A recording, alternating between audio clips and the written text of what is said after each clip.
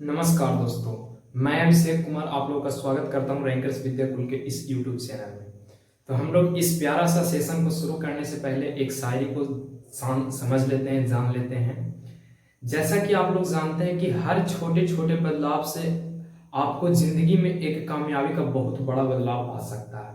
यदि आप हर किसी भी काम को छोटे छोटे से आप चेंज करना शुरू करते हैं, आप अपने अंदर की भावनाओं को चेंज करना शुरू करते हैं, तो धीरे धीरे जो आपका रास्ता होने वाला है वो कामयाबी की ओर जाने वाला है और 100% कामयाबी की ओर ही जाएगा।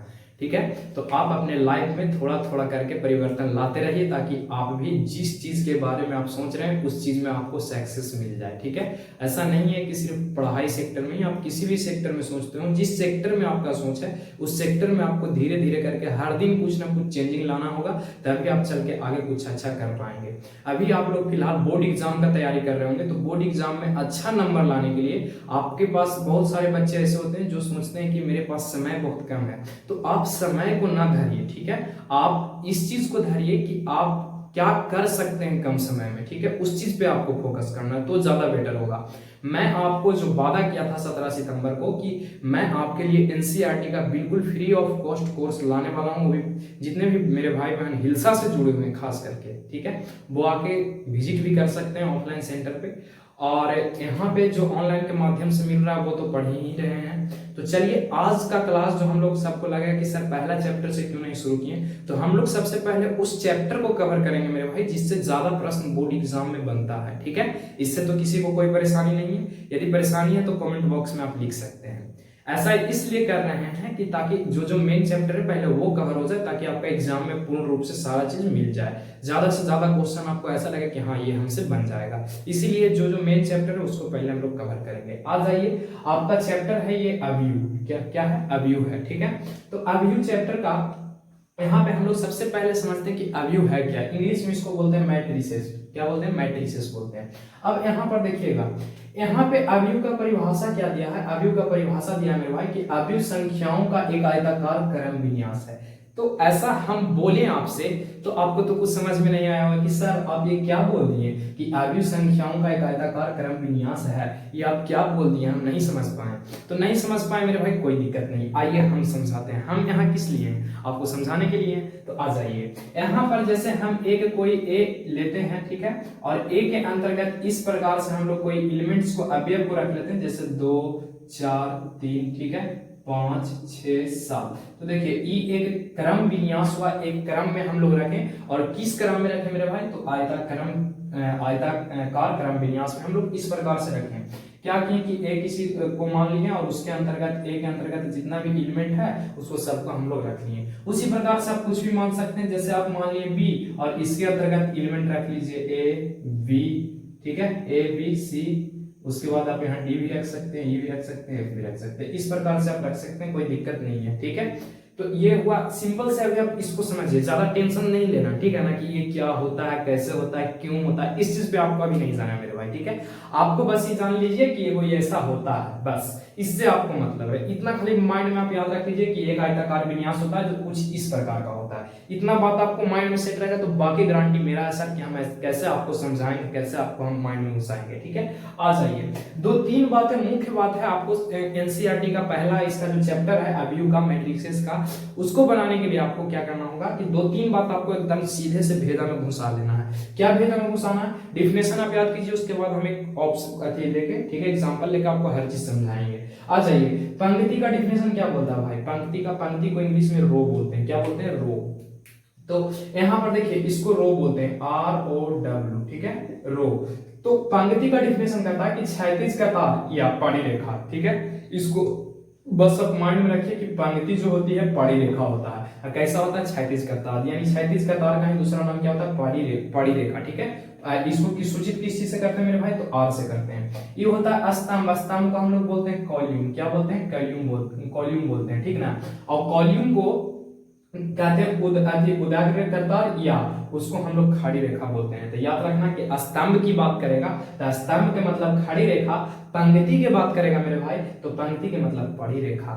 पंक्ति कहे तो पड़ी रेखा, पंक्ति कहे तो बड़ी रेखा, उसके बाद स्तंभ कह दे तो खड़ी रेखा। ठीक है, स्तंभ के मतलब खड़ी रेखा, पंक्ति के मतलब पड़ी रेखा। देखो ना मेरे भाई, याद कर लो, पास से पंक्ति, पास से पंक्ति और पास से पड़ी रेखा। तो एगो तो एकदम सीधे से आपको सेट हो गया कि पास से पंक्ति और पास से पड़ी रेखा। स्तंभ वाला तो ऐसे याद हो जाएगा कि स्तंभ जो रहेगा खड़ी रहेगा। ठीक है, और तीसरा पॉइंट है यहाँ पे एलिमेंट। एलिमेंट का हिंदी होता है अवयव। क्या होता है? अवयव। तो इसको सूचित करते हैं मेरे भाई ए जे आई से। किस चीज से सूचित करते हैं? ए जे आई से। क्या ए जे आई है वह भी आपको माइंड में नहीं जा रहा, कोई दिक्कत नहीं है, बस आप इतना माइंड में रख लीजिए कि इसको हम लोग सूचित किस चीज से करते हैं, तो ए जे आई से करते हैं। ये कहाँ समझेंगे? तो हम लोग एक एग्जाम्पल लेंगे, वहां पे हर बात को समझेंगे सर। ठीक है, तो ए जे आई को, आई का मतलब क्या होता है मेरे भाई? आई का मतलब होता है कि रो केम्मा नंबर पर है, जो जिसको बताता है, ये रो को दर्शाता है। कौन? इतना बात को आप खाली माइंड में रखिए कि आई जो है रो को दर्शाता है और जे जो है कॉलम को दर्शाता है। क्या आपको इतना बात याद रहेगा? यदि याद रहेगा तो आप लोग कमेंट बॉक्स में लिखिए यस, नहीं याद रहेगा मेरे भाई तो नो लिखिए।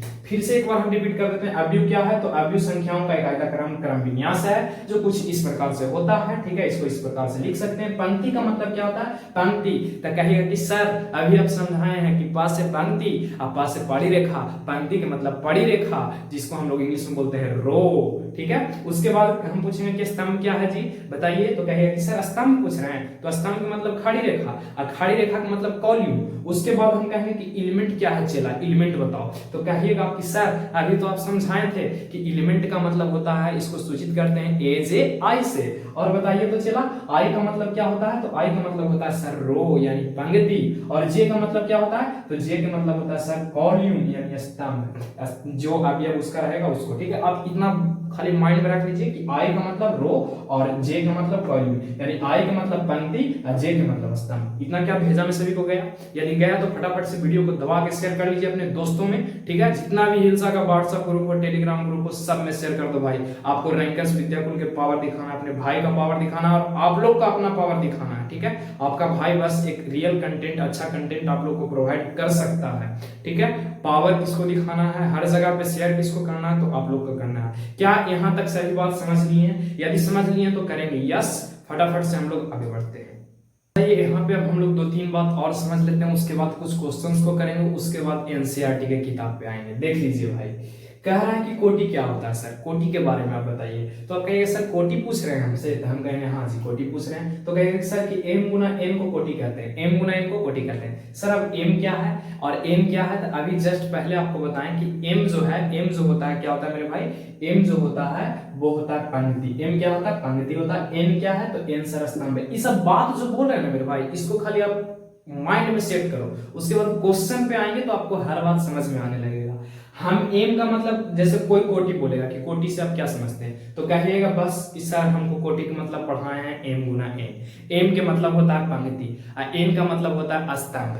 एम का मतलब पंक्ति और एन का मतलब स्तंभ। यही चीज हम जानते हैं भाई, ओकर बाद कुछ नहीं जानते हैं। तब कोई कहेगा जे रे तो मास्टर बा ऐसे पढ़ाई को है, लगा गलती पढ़ा दूंगा, लेकिन कहना है कि ठीक है हमारे सर ऐसे ही पढ़ाएं, गलती ये पढ़ाएं, का दिक्कत है? बस मैडम में तो है ना कि कोटि कहेगा तो एम गुना एन और एम का मतलब पंक्ति और एन का मतलब स्तंभ। क्लियर है? इतना क्लियर है। क्वेश्चन पे आएंगे सर हर चीज क्लियर हो जाएगा। आ जाइए, ये वाला बात आपको एकदम वीवीआई सर, ये बात आपको याद रखना है। आव्यूह का व्यापक रूप क्या होता है? आव्यूह का व्यापक रूप आपसे पूछ रहा है। तो आव्यूह का व्यापक रूप बेसिकली हम लोग इस रूप में लिखते हैं, a इक्वल टू, इसके अंदर जो अवयव होगा वो a जे आई के रूप में होगा और e m इंटू n के रूप में होगा। सर इसका मतलब हमको कुछ समझ में नहीं आया, नहीं समझ में आया, ठीक है कोई बात नहीं, नहीं समझ में आया कोई दिक्कत नहीं मेरे भाई, आ जाओ यहाँ समझाते हैं। यहाँ पे जो एलिमेंट लेंगे देखिएगा कैसे शुरू होगा। पहले लेंगे a1 a1 फिर इसके बाद क्या आएगा a12 फिर a13 फिर a14 फिर a15, ये डॉट डॉट डॉट इसी प्रकार से बढ़ते रहेगा भाई। बताओ तो, यदि हम a1 ले रहे हैं इसका मतलब क्या हुआ? यहाँ पर आ जाओ, अब आओ इधर समझाते हैं भाई। a1 का मतलब हुआ मेरे भाई कि a जो है ना, ये जो यहाँ पर पहला ओवन जो है मेरे भाई, पहला ओवन m का मान है और दूसरा ओवन जो है मेरे भाई वो n का मान है।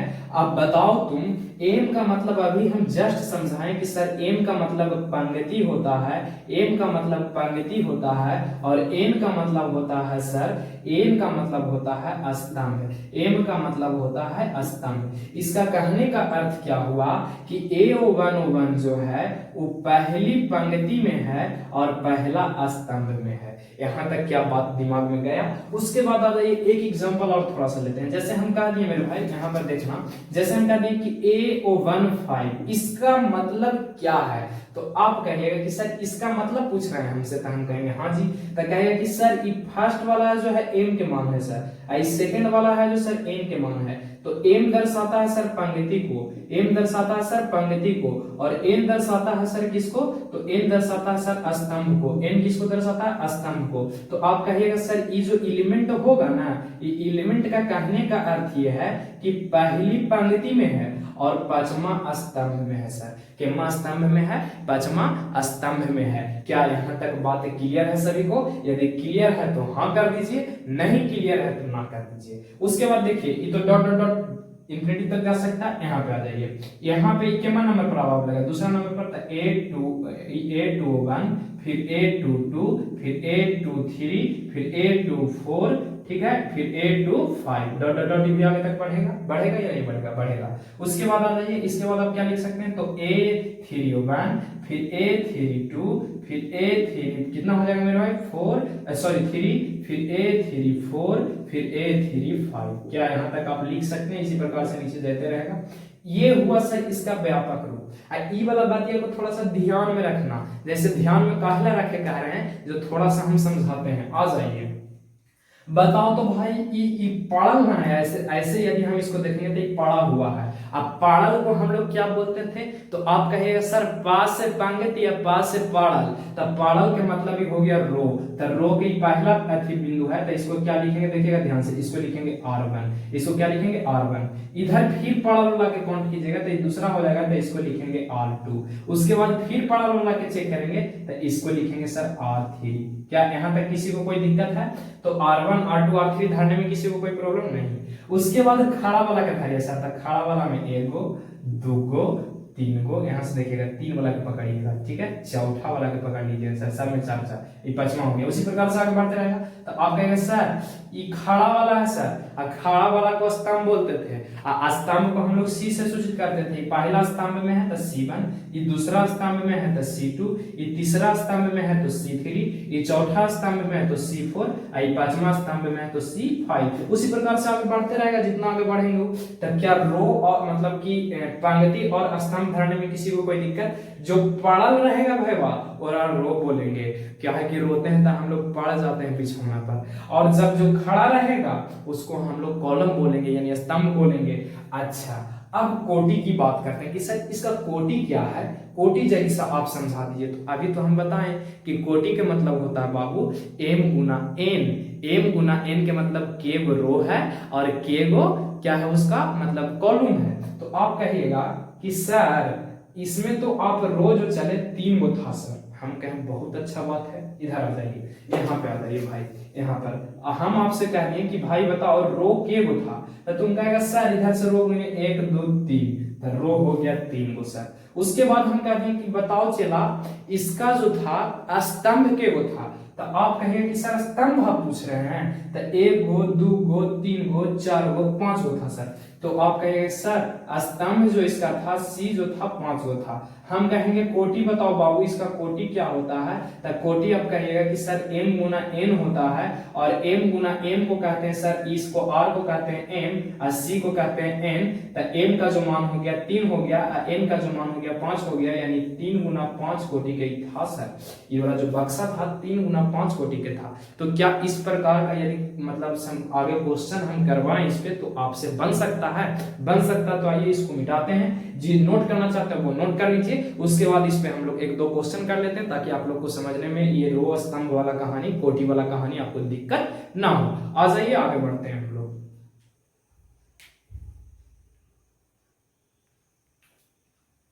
चलिए आ जाइए, यहाँ पे आप समझते हैं। एक क्वेश्चन लेते हैं भाई, इसमें आपको इसका क्या ज्ञात करना है? कोटि ज्ञात करना है। ठीक है, क्या ज्ञात करना है? कोटि ज्ञात करना है। यानी कि कोटि का मतलब कोटि ज्ञात करना होगा आपको, ठीक है, करना है।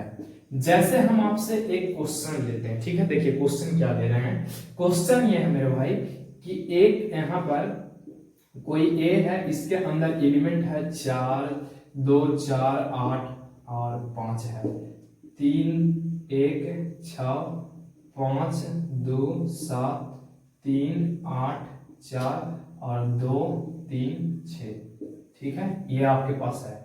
हम आपसे कह दिए कि बताओ बाबू इसमें रो के गो है, पंक्ति के गो है, पास से पंक्ति या पास से पड़ी रेखा।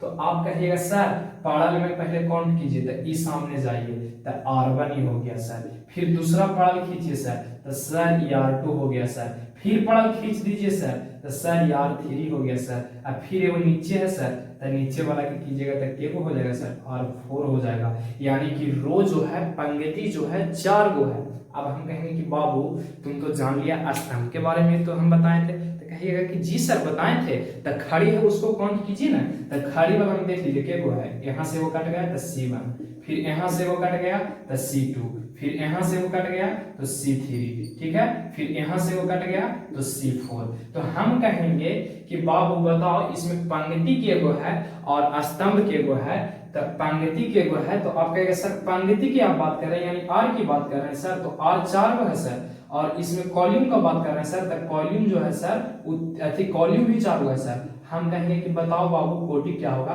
तो आप कहेंगे सर इसको तो रो के ही तो m बोलते हैं सर, और इसको तो n बोलते हैं सर। तो आप कोटि पूछ रहे हैं सर, तो कोटि के लिए कुछ नहीं करेंगे सर, m गुना n कर देंगे, और m का मान है सर 4 है, n का मान है सर 4, यानी 4 गुना 4 कोटि का ये है, ठीक है। तो कोटि निकालने में किसी को कोई दिक्कत, ये तो लोचा तो नहीं होगा कोटि निकालने में। अच्छा, इतना बात तो क्लियर है। अब आपसे एक थोड़ा सा प्यारा सा क्वेश्चन हम पूछते हैं। क्या क्वेश्चन पूछे, यहीं पे जो देखिएगा क्वेश्चन हम पूछ दिए कि बताओ बाबू A1 3 पे कौन है। दूसरा क्वेश्चन पूछ दिए कि A2 4 पर कौन है। तीसरा क्वेश्चन पूछ दिए कि A4 3 पर कौन है। क्वेश्चन इतना इजी आप पूछ दिए सर, हम कहेंगे हाँ जी इतना इजी क्वेश्चन है। तो आप कहिए कि ज्यादा हार्ड करने पूछे हैं। एक का मतलब होता है सर एम, एक का मतलब होता है सर एम, ठीक है, एक का मतलब एन, एक का मतलब एम। एम को हम लोग कहते हैं पंक्ति, एन को कहते हैं सर हम लोग क्या बोलते हैं, कॉल्यूम यानी स्तंभ बोलते हैं। तो आप कहेंगे सर एम का मान यानी आर का मान, आर के पहला मान, तो आर के पहला मान कहां पर है, यह 2 है, ठीक है। और उसके बाद बताइए आर का पहला मान और एन का मान रहना चाहिए सर तीसरा, एन का मान क्या रहना चाहिए, तीसरा। तो बताओ तो कॉल्यूम में पहला नंबर पर, ठीक है, कॉल्यूम में पहला नंबर पर यानी एम का जो मान होना चाहिए वो एक पहला स्थान पर होना चाहिए, एन का मान 3। तो एन का मान 3 कहां पर होगा, देखिए तो ध्यान से देखिए, पहला कॉल्यूम में होना चाहिए, पहला रो में होना चाहिए, और तीसरा जगह पर एम पर रहना चाहिए। तो डायरेक्ट इसको आपको नहीं धरना, देखिए कैसे दे। यहाँ पर आपको बात ध्यान क्या देना है कि एम का तो मान यानी पंक्ति पहला पंक्ति में होना चाहिए, लेकिन स्तंभ उसका तीसरा होना चाहिए। तब पहला पंक्ति में तीसरा स्तंभ पर कौन है मेरे भाई, 8 है। पहला पंक्ति देखो ना, पहला पंक्ति है, पहला पंक्ति स्तंभ तीसरा था, पहला दूसरा तीसरा स्तंभ में कौन है, 8 है। तो आप कहेंगे सर इसका मान 8 हो जाएगा। हम कहेंगे ठीक बात है। हम पूछ दिए कि A24 का मान बताओ, तो आप कहेंगे कि सर आप बोल रहे हैं दूसरा पंक्ति में, तो दूसरा पंक्ति ई वाला में चल रहा है सर, ई वाला घर में चल रहा है दूसरा पंक्ति। हम कहें ठीक है, ये R2 है यहाँ पर। अब हम कह दिए कि R2 तो ठीक पकड़ लिया चला, लेकिन चौथा पर आना चाहिए। तो चौथा पंक्ति में कौन आ रहा है, पहला दूसरा तीसरा चौथा 2 आ रहा है। तो आप कहेंगे सर इसका मान 2 हो जाएगा, बहुत अच्छी बात है। फिर हम कह दिए कि A43 बताओ। A43 का मतलब कि आपका जो पंक्ति होना चाहिए वो चौथा पंक्ति होना चाहिए, स्तंभ के में होना चाहिए तीसरा। तो चौथा पंक्ति पहला, देखो पहला पंक्ति दूसरा पंक्ति तीसरा पंक्ति, चौथा पंक्ति, चौथा पंक्ति में तो आ गए सर, लेकिन तीसरा होना चाहिए स्तंभ में। तो तीसरा में कौन है, 4 है, यानी A43 का मान कितना हो जाएगा मेरे भाई, 4 हो जाएगा। तो इस प्रकार का क्वेश्चन आपको NCERT बुक में रहेगा। तो क्या आप लोगों को इतना बात समझ में आया? यदि समझ में आया तो वीडियो को जरूर शेयर कर दीजिएगा, अपना फीडबैक कमेंट बॉक्स में जरूर दीजिएगा मेरे भाई। उसके बाद जो नेक्स्ट वीडियो इसका होगा वो हम लोग इसके टाइप्स को देखेंगे, टाइप्स को समझेंगे, और टाइप्स को समझने के बाद हम लोग कवर कर लेंगे इसका चैप्टर को। तब तक के लिए बस इतना ही, मिलते हैं हम लोग नेक्स्ट वीडियो में। थैंक यू मेरे भाई।